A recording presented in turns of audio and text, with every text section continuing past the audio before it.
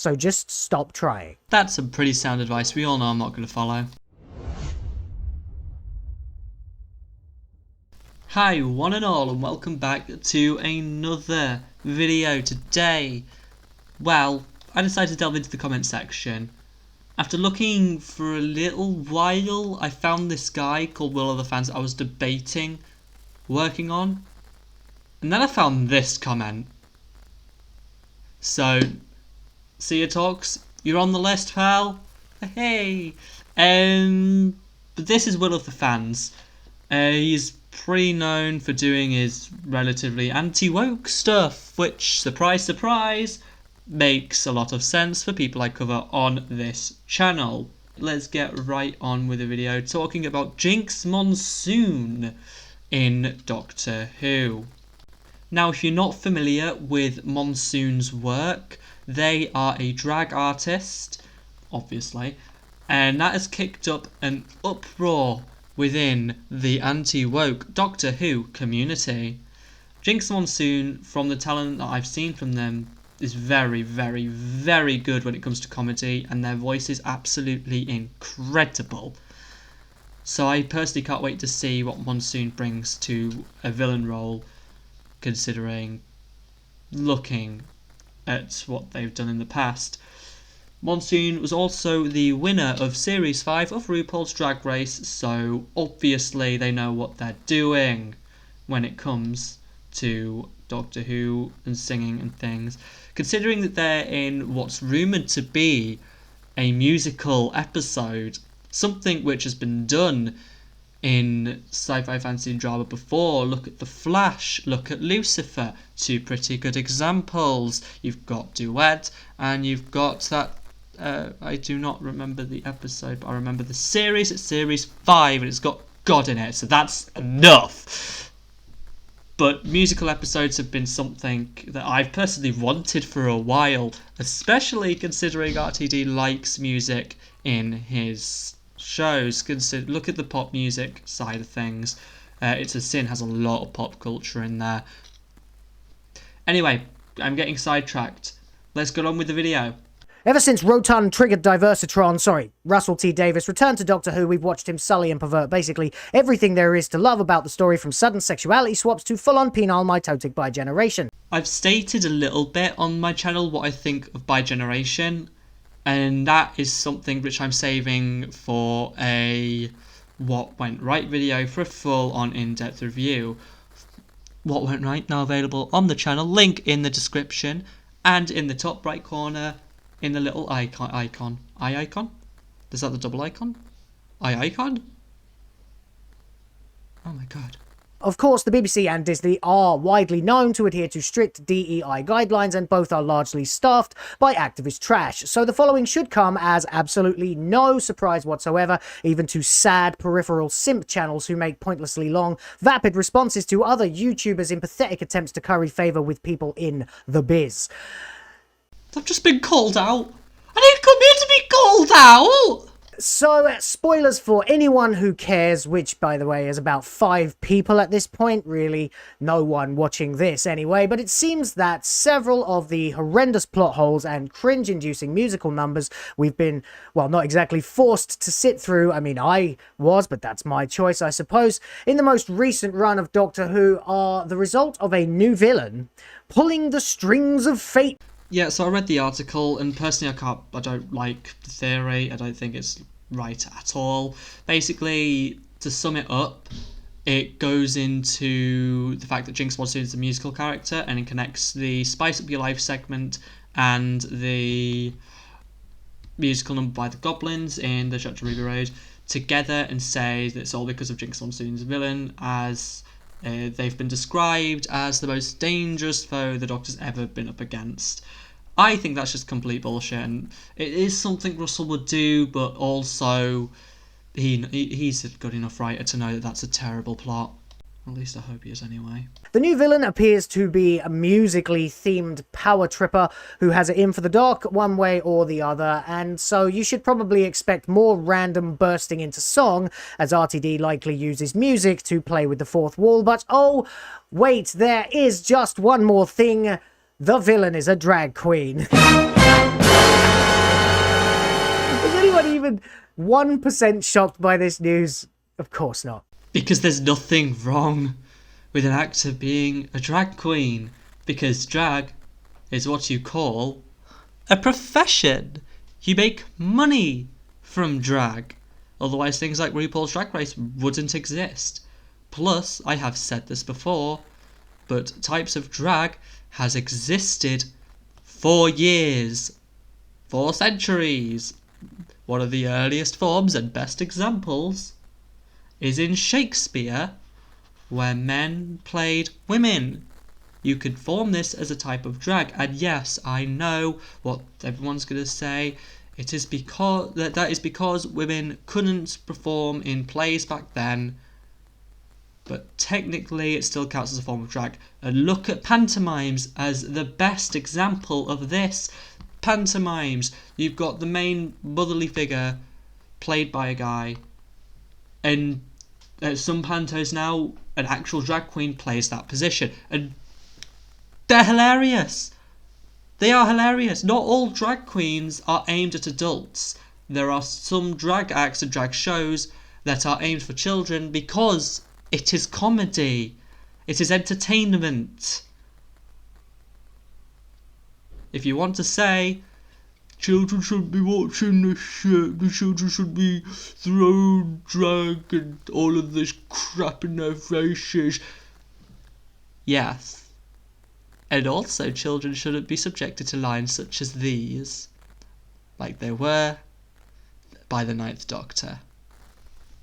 Let's get into it. Hello, welcome back to Will of the Fans. My name is Will. See what I did there? No, I don't. That was a terrible pun, and that's coming from someone who makes terrible puns for a living. Alright then, we sadly are once again visiting Screen Rant with this one.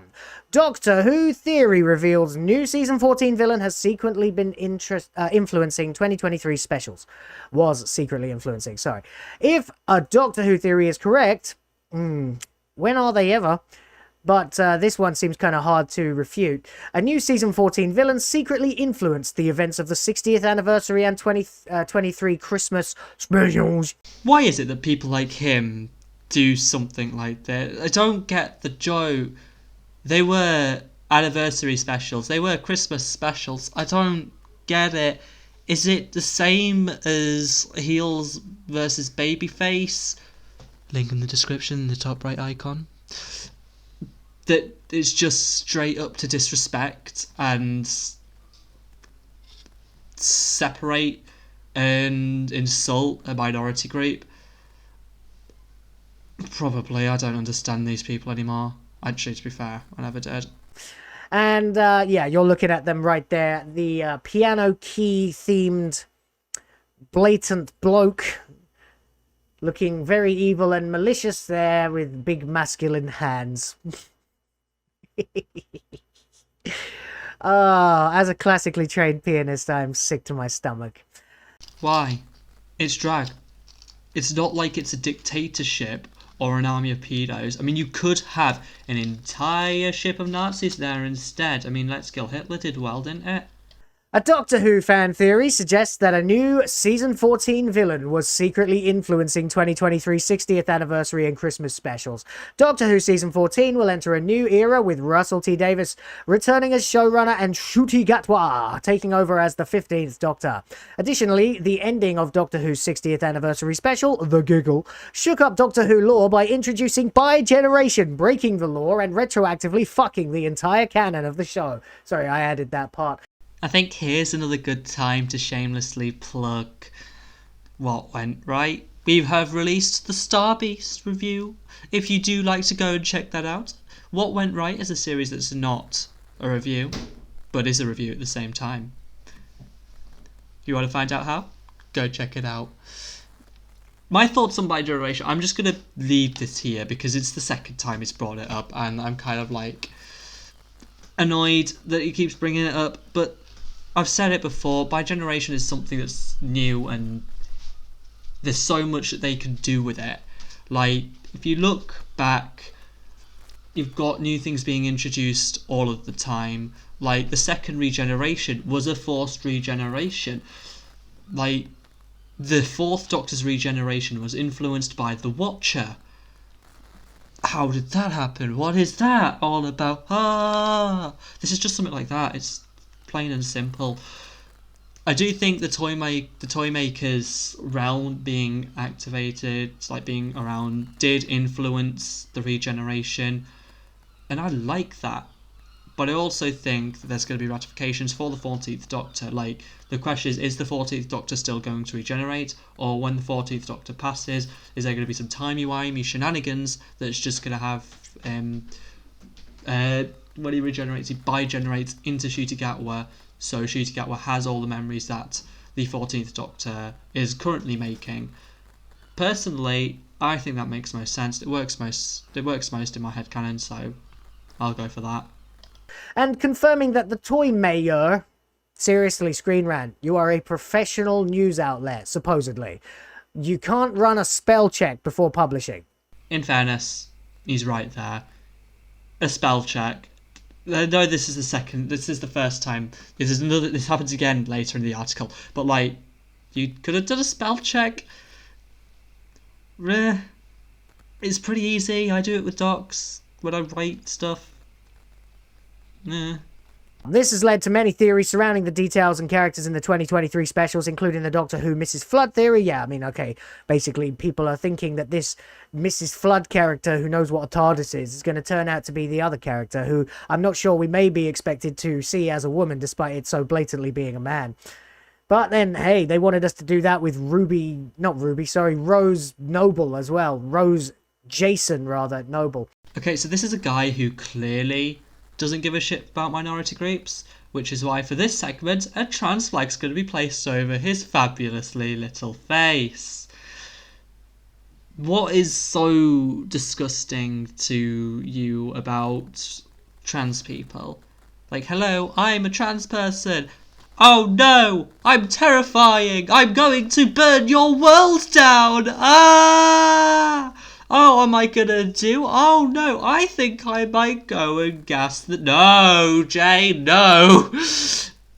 Jokes aside, I don't get why I'm so scary to you, why the idea of my existence terrifies you so much.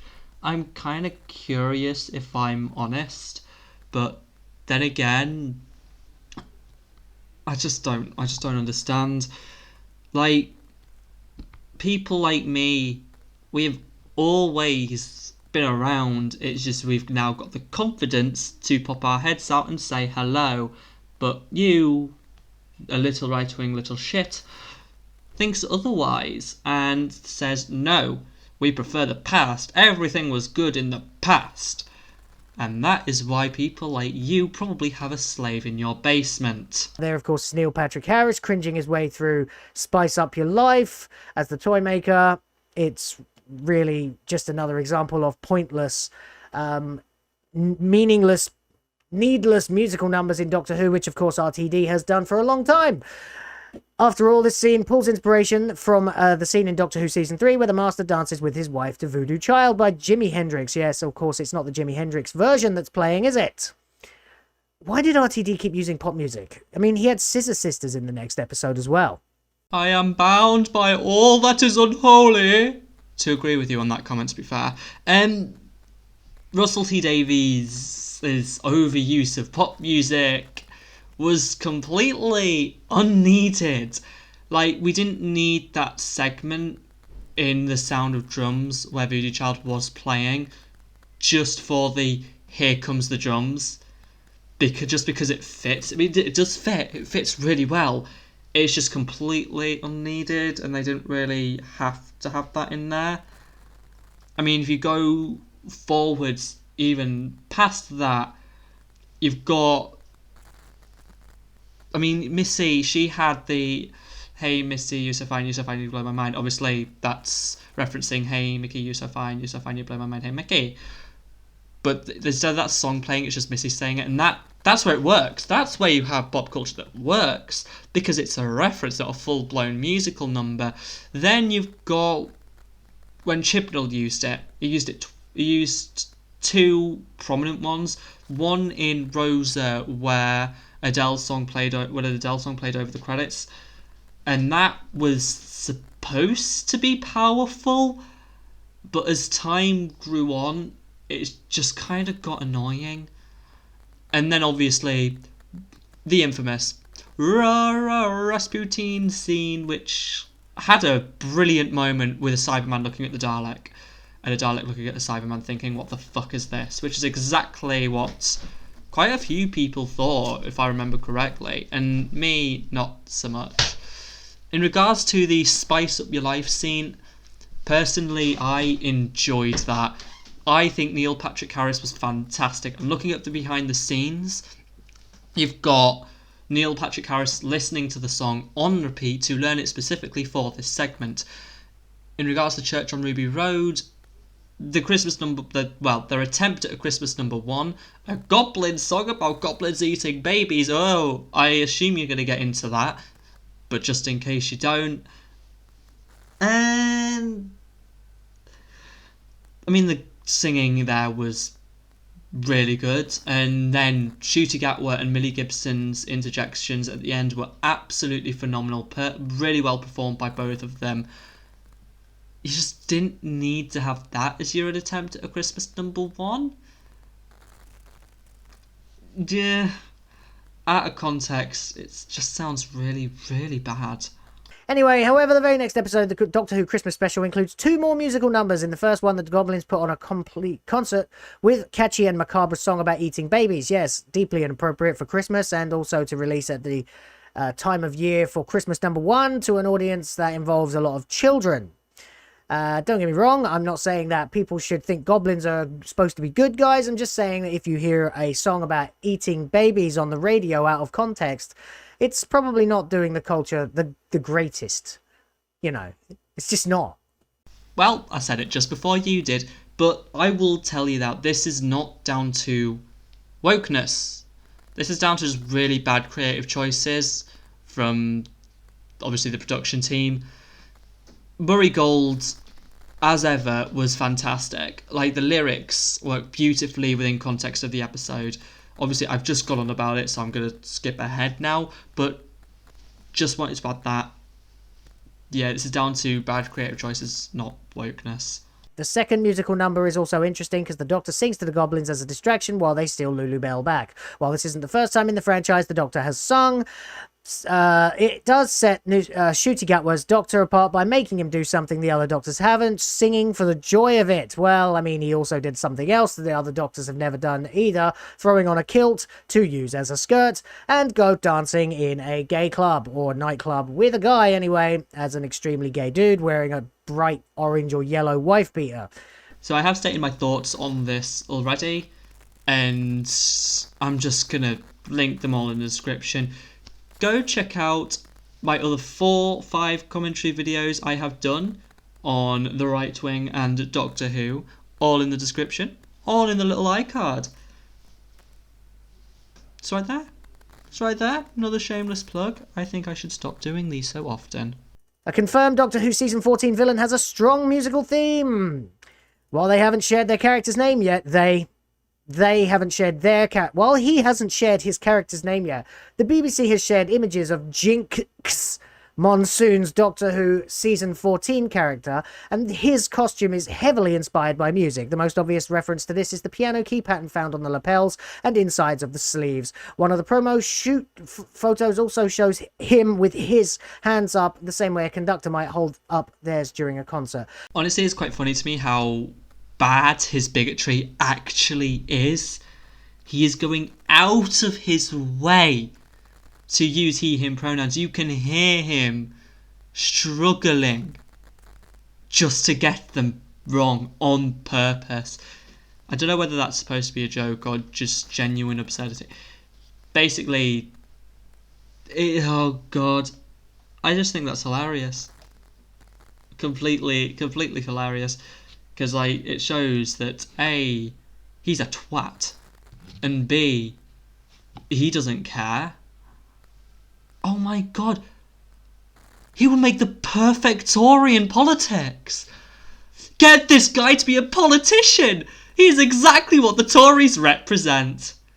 Lies, arsehole, cover their own backsides, bullshit, and buffoonery. The perfect Tory. However, the costume's connections to music are much deeper as well. The basic shape of the suit jacket is pulled from a mid-century orchestra or choir conductor's tuxedo. Yes, that's true.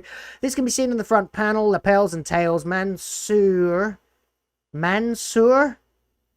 Isn't it supposed to be Monsoon? Even seems to be wearing a white waistcoat with the same pointed bottom style that many conductors wear. The buckles on the front of the suit jacket also resemble the lines on the front of the suit jackets from the Beatles' Sgt. Pepper's Lonely Hearts Club Band. This fuses together classical music with classic psychedelic rock. Here comes Jinkx. I mean, if you're going to call them Jinkx, which, by the way, is putting in a lot more effort, you might as well just call Shootigatwa Nkutigatwa. I know that Nkutigatwa is how it's pronounced, in African dialect, and there are people that use the same spelling and goes by Nkuti. I found that out after recording and releasing my Future People World Zone video, so I do apologise on that behalf. But obviously, Shooty goes by Shooty, so there's just that.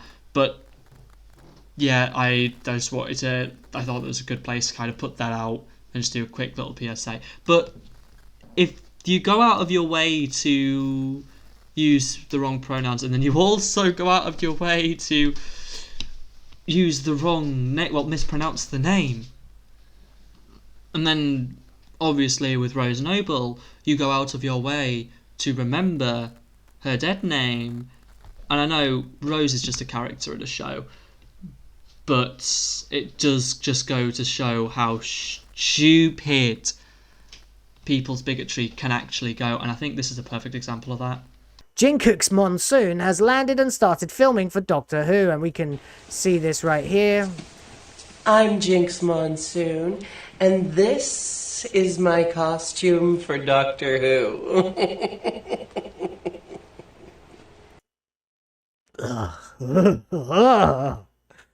Oh, God. I know, right? They are genuinely unnerving as a villain, and you're doing this reaction because they're a drag queen, aren't you? Yeah. Gross.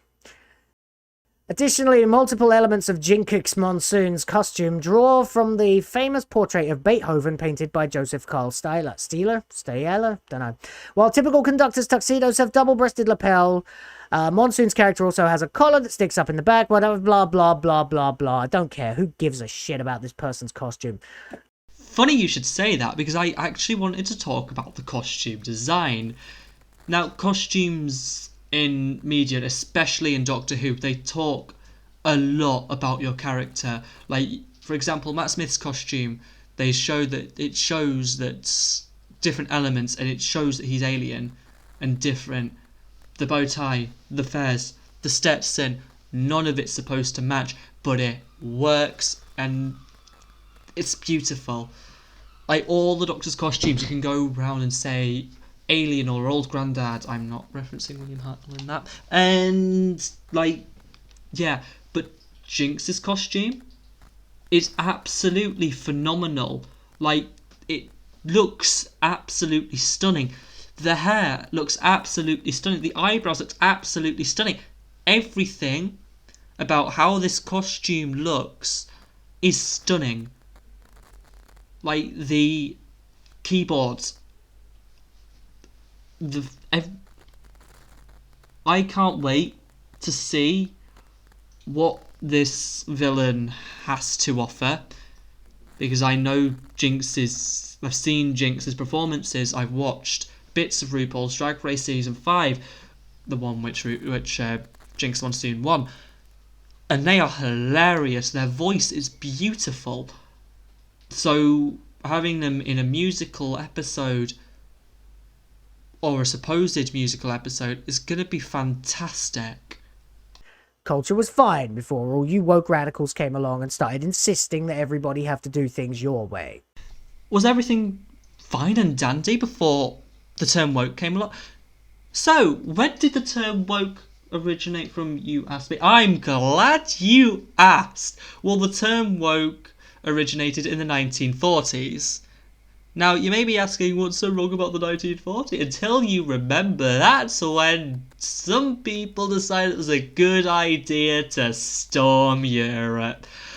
What else happened apart from the genocide, the war, and the extermination of anything that was different? You know, far-right radicals in Germany. I do not need to say what I'm referencing, but what came after that was years and years and decades of racism and homophobia.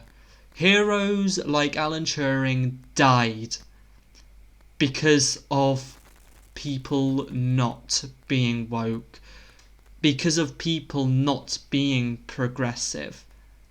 6 million people were slaughtered.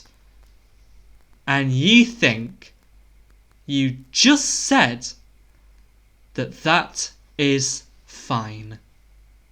This character looks cringe, the musical numbers have been trash, and nobody has any interest in watching the show anymore. But I guess I will be watching the show, and I will alone go in and be subjected to this character so that you guys don't have to. And now you have the gall to complain about the show and still go and watch it just to complain. Do you not have a day job? Or a night job or something? You are literally watching something so you can be annoyed. How lonely do you have to be? And this is probably the point where you reference that I'm doing a video on you again. Yeah, good point. I see the hypocrisy there, but at least I could admit it. Yeah, so I kind of went off on one again, and I may have gone onto his and agreed with his point about being someone who makes rapid responses, although this response has been waiting 2 months. So I don't think you can class me under your simp rapid responses channel list. Who cares? But in conclusion, this guy is genuinely what you call a far-right lost cause wanker. Saying, it's the last part that got me. It's saying that everything was fine before wokies came along. And you know when they came along because it was there. I showed you there. It's just people like that just make me, well, in his own words. But for now, that's all from me. If you do enjoy what you see, then please do leave a like. It's greatly appreciated.